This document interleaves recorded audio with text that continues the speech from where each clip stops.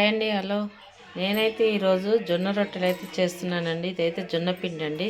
అందులో అయితే కొంచెం సాల్ట్ అయితే వేసేసుకుంటున్నాను. వాటర్ అయితే ఇలా బాయిల్ చేసి పెట్టేసుకోవాలి. చూసారా, బాయిల్ చేసి పెట్టుకోవాలి.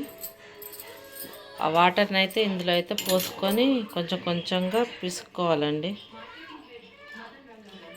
వాటర్ కాలుతాయి కదా, కొంచెం జాగ్రత్తగా కలుపుకోవాలి.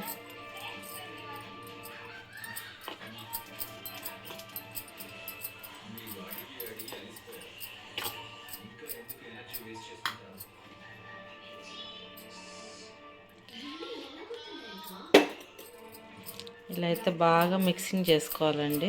ఇలా అయితే పిండి అయితే బాగా పిసుక్కోవాలండి. ఎంత బాగా పిసుకుతే చపాతీ అంత మంచిగా వస్తుందండి. చూడండి, మొత్తం పిండి అంతా ఇట్లా జిగి రావాలండి. ఇలా ఉండాలి. ఇలా ఉంటేనే చపాతీ అయితే ఎంత పలసగా చేసుకోవాలంటే అంత మంచిగా వస్తుందండి మీకైతే. ఇలా అయితే చేసేసుకోవాలండి. చూసారా,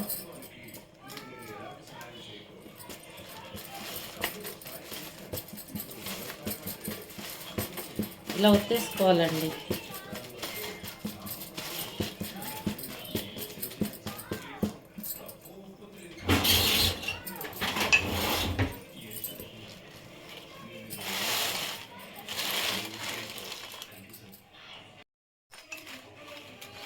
ఇలా అయితే చేసేసుకోవాలండి.